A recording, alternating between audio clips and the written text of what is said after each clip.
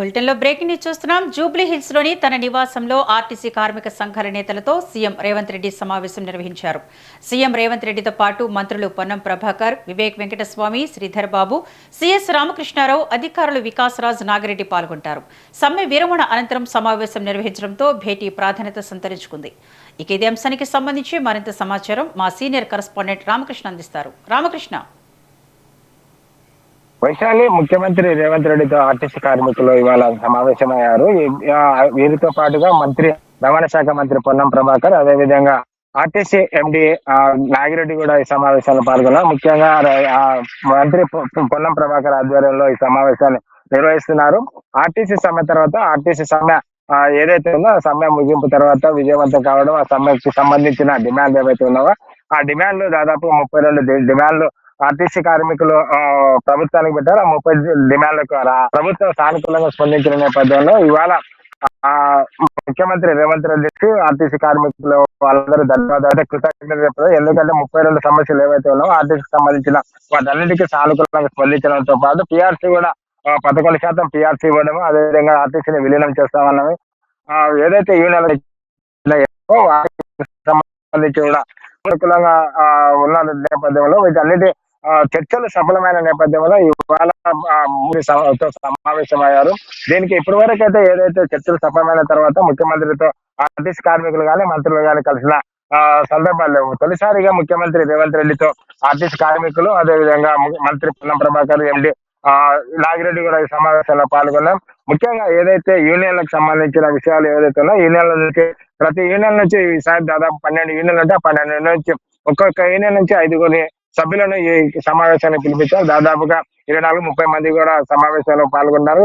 ఏదైతే కార్మికులకు ఏదైతే ఇచ్చిన వాగ్దానం ఉందో ఆ వాగ్దానాలకు సంబంధించి అనుకూలంగా ఉండడము, వాటిని నెరవేరుస్తామని చెప్పిన నేపథ్యంలో అదేవిధంగా 11% వెంటనే అమలు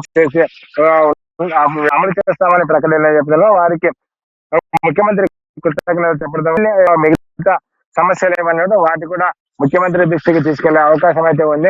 అదేవిధంగా యూనియన్లకు సంబంధించిన ఎన్నికలు ఎప్పుడు నిర్వహించాలి, ఏం లేదు అనేది కూడా వాళ్ళు చర్చించే అవకాశం ఉంది. త్వరగా ఎన్నికలు నిర్వహిస్తే బాగుంటుందని కూడా ముఖ్యమంత్రి దృష్టికి అవకాశం అయితే ఉంది. ఎందుకంటే ఇక్కడ రవాణా శాఖ మంత్రి పొన్నం ప్రభాకర్ తో పాటు ఆర్టీసీ ఎండి నాగిరెడ్డి కూడా ఉన్నారు కాబట్టి వీళ్ళు ప్రభుత్వం ముఖ్యమంత్రి దృష్టికి తీసుకెళ్తే వీటికి యూనియన్లకు సంబంధించిన ఎన్నికలు ఎప్పుడు నిర్వహించాలి, అదేవిధంగా ఏదైతే పిఆర్సీని ఈ నెల 10వ తేదీ లోపల అమలు చేస్తారో ఎప్పుడు చేస్తారో ఒక క్లారిటీకి వచ్చే అవకాశం ఉంది. ఎన్నికలకు అదే యూనియన్ ఎన్నికలకు సంబంధించిన దానితో పాటు విలీన ప్రక్రియగా ఏదైతే ఉందో దానికి సంబంధించి ఈ పిఆర్సీ అదేవిధంగా యూనియన్లకు సంబంధించి విలీనం దానికి సంబంధించి ముగ్గురు కమిటీ వేస్తారు. ఆ కమిటీ అధ్యయనంలో చేస్తుంది కాబట్టి దీనికి సంబంధించిన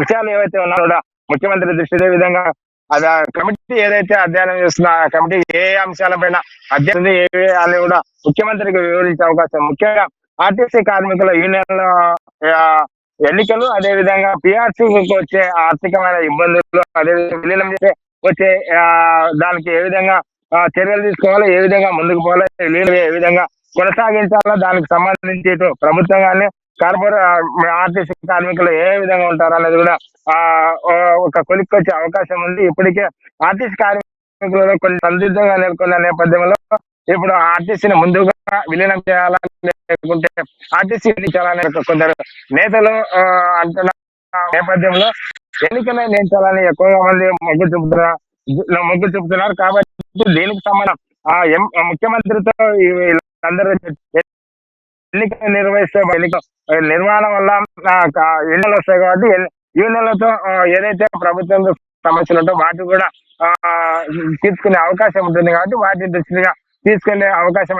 అదే విధంగా ఏదైతే యూనియన్లు వచ్చిన నేపథ్యంలో ఇప్పటికీ ఆర్టీసీ కొద్దిగా గత ప్రభుత్వంలో ఏదైతే గత ప్రభుత్వం ఉన్న నేపథ్యంలో కొద్దిగా ఆర్టీసీ ఆర్థికంగా ఇబ్బందులు ఎదుర్కొంది. అదేవిధంగా లాసులో నడిచింది. కాబట్టి ఈ రాష్ట్ర ప్రజాపాలన తర్వాత పెట్టేందుకు లక్ష్యం పథకం తీసుకొచ్చి ఆ లక్ష్యం పథకాన్ని విజయవంతంగా అమలు చేయాలి. దానికి సంబంధించిన ఏదైతే విధి విధానాలు ఉన్నాయో వాటికి కూడా మొత్తం ఎలాంటి ఇబ్బంది లేకుండా ప్రయాణికులు మహిళా ప్రయాణికులకు తీసుకెళ్లాలన్నది కూడా ఆర్టీసీ జేఏసీ నేతలకు సీఎం సూచించే అవకాశం కనిపిస్తుంది. వైశాలి.